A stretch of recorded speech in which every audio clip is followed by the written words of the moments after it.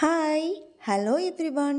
இன்றைக்கி நம்ம சேனலில் ஆழிமலை சிவன் கோயிலுக்கு போன vlog தான் பார்க்க போகிறோம்.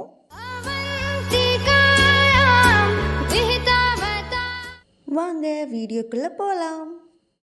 இந்த டெம்பிள் எங்கள் வீட்டிலேருந்து 30 கிலோமீட்டர் தூரத்தில் தான் இருந்துச்சு. ஸோ நானும் என் பிரதரும் பைக்கில் கிளம்பிட்டோம். இந்த ஆர்ச் நல்லா ஞாபகம் வச்சுக்கோங்க. நீங்கள் தமிழ்நாடு அண்ட் ட்ரிவாண்ட்ரம் எந்த வழி வந்தாலும் இந்த ஆர்ச் வழி தான் கோயிலுக்கு போகணும். ட்ரிவாண்ட்ரம்லேருந்து பஸ் ஃபெசிலிட்டிஸ் கூட இருக்குது. டீட்டெயில் இதில் இருக்குது, பார்த்துக்கோங்க. அந்த ஆர்ச் உள்ளே போன உடனே கொஞ்சம் தூரத்துலேயே கடல் தெரிய ஆரம்பிச்சிடுச்சு. பார்த்தாலே தெரியும் உங்களுக்கு. அதுவே செம்ம வைபாக இருந்துச்சு.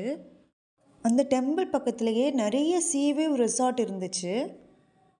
இந்த சைடில் இருக்கிறது கூட ரிசார்ட் தான். இங்கே bike parking and car parking தனித்தனியாக இருக்குது.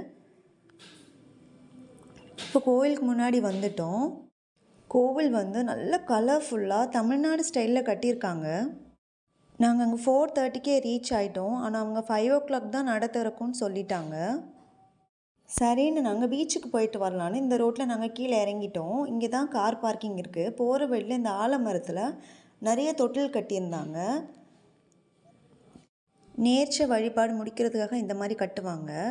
அப்புறம் இங்கே ஐ லவ் ஆழிமலைன்னு லைட்லாம் வச்சுருந்தாங்க.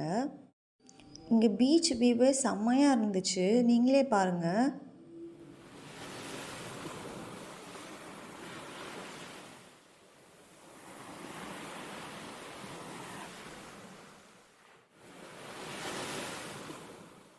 நாங்கள் போனது சாட்டர்டேனால் ரொம்ப ரஷ்ஷாக இருந்துச்சு. பீச்லேயுமே நிறைய ஆட்கள் இருந்தாங்க.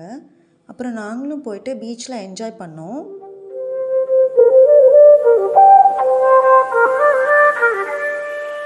நானும் என் பிரதரும் நல்லா பீச்சில் ஆட்டம் போட்டுட்டு ஆளுக்கு ஒரு டீ சாப்பிட்டோம்.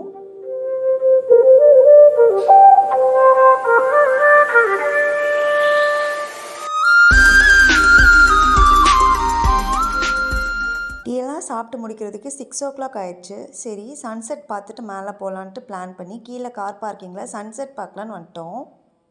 அங்கே தூரத்தில் தெரியறதா விழிஞ்சம் ஹார்பர்லேருந்து கப்பல் ஒன்று வந்துச்சு. அதுவுமே எல்லோரும் பார்த்து என்ஜாய் பண்ணிகிட்டு இருந்தாங்க. தென் நாங்கள் ஸ்டாச்சு பார்க்க மேலே டெம்பிளுக்குள்ளாடி வந்துட்டோம். அதை பார்க்கவே அவ்வளோ வைபாக இருந்துச்சு.